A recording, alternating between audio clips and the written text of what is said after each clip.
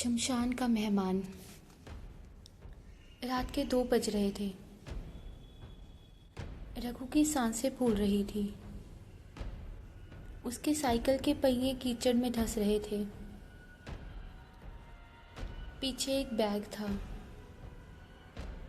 जिसमें शहर के सबसे बड़े शाहूकार के 50 लाख रुपए थे। अचानक एक बिजली कड़की और रघु ने देखा सामने एक औरत खड़ी थी। सफ़ेद लिबास, भीगे बाल और चेहरा पूरी तरह ढका हुआ। रघु ने ब्रेक मारा। कौन हो तुम? कोई जवाब नहीं मिला। वह औरत धीरे से जंगल की पगडंडी की तरफ मुड़ गई। डर के मारे रघु का बुरा हाल था। तभी उसे पीछे से एक हाथ महसूस हुआ।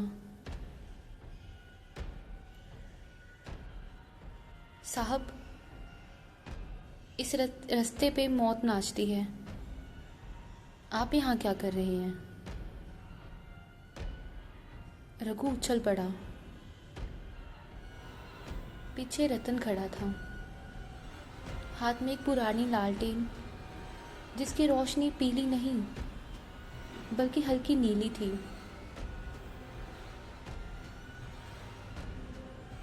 रतन उसे अपनी झोंपड़ी में ले गया। झोपड़ी के अंदर की दीवारें काली थी, जैसे हाल ही में आग लगी हो। रतन की पत्नी झूमर कोने में बैठकर कुछ पीस रही थी। रतन ने चाय का प्याला रघु की तरफ बढ़ाया। चाय गहरे लाल रंग की थी। रघु ने एक घूंट लिया। स्वाद लोहे जैसा था, कड़वा और कसैला। ये कैसी चाय है? झूमर पहली बार मुड़ी। उसकी आंखों में पुतलियां नहीं थी, सिर्फ सफेद हिस्सा था। वह फुसफुसाई, ये प्यासों की प्यास बुझाने का रस है। रघु को अचानक चक्कर आने लगा। उसे महसूस हुआ कि उसकी उंगलियां सुन्न हो रही हैं।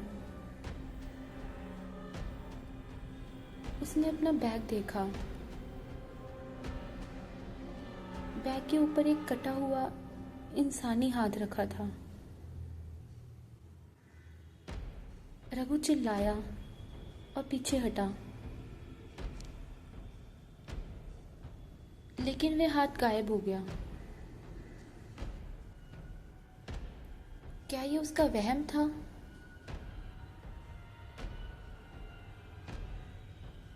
रघु भागना चाहता था, पर उसके पैर जम चुके थे। रतन उसके करीब आया और बोला, साहब, इस बैग में जो पैसा है वो खून से रंगा है। क्या आपको पता है साहूकार ने ये पैसा कैसे कमाया?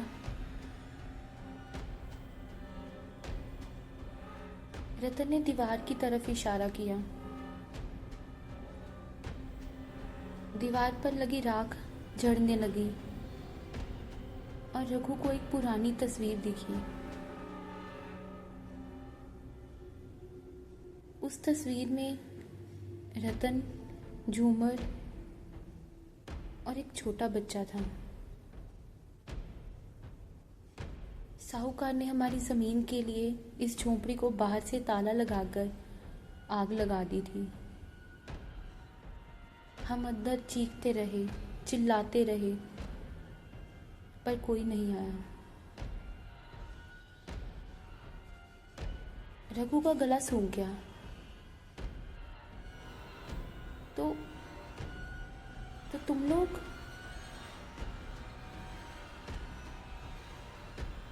रतन का चेहरा धीरे धीरे पिघलने लगा।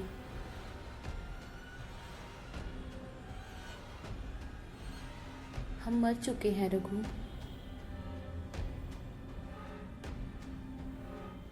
और आज इस बैग का हिसाब होगा।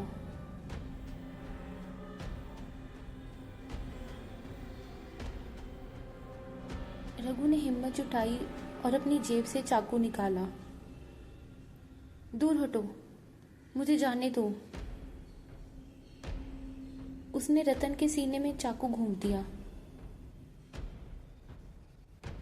लेकिन कोई खून नहीं निकला। चाकू रतन के शरीर से पार हो गया, जैसे वो कोई हवा हो।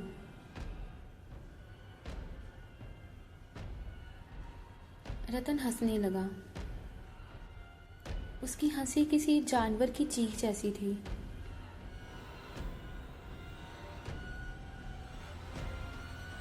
हम तो साए हैं रघु, चाकू हमें नहीं मार सकता,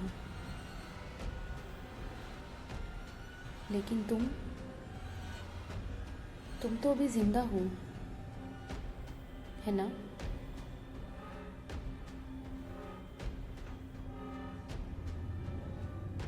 तभी झूमर ने रघु का बैग खोला। बैग के अंदर नोट नहीं थे। बैग के अंदर इंसानी हड्डियां और खोपड़ियां भरी रही थी। रघु का दिमाग फटने लगा। नहीं, मैंने खुद नोट रखे थे। रतन ने रघु का कंधा पकड़ा। उसकी पकड़ इतनी ठंडी थी कि रघु की खाल नीली पड़ने लगी। रघु, जरा याद करो, रास्ते में जब बिजली कड़की थी और तुमने उस औरत को देखा था, तब तुम्हारी साइकिल स्लिप हुई थी और तुम गहरी खाई में गिर गए थे।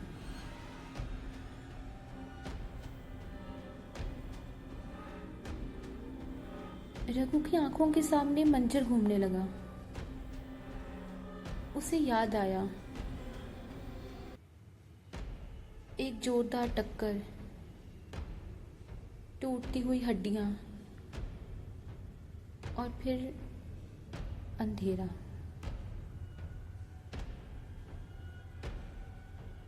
अपनी गर्दन छुओ रघु,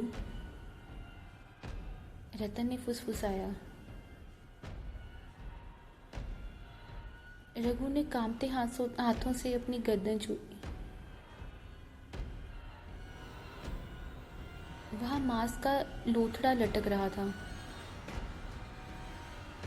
और खून की धार जम चुकी थी।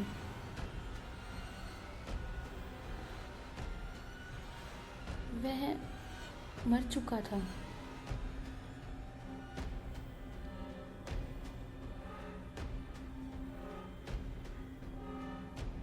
उसे एहसास ही नहीं हुआ कि वो पिछले आधे घंटे से एक लाश बनकर अपनी ही रूह से बातें कर रहा था।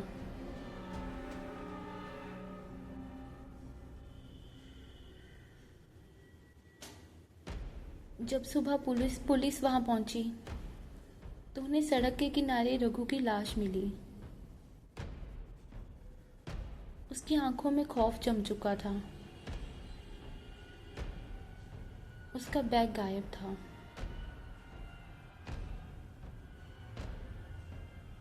लेकिन अजीब बात क्या थी,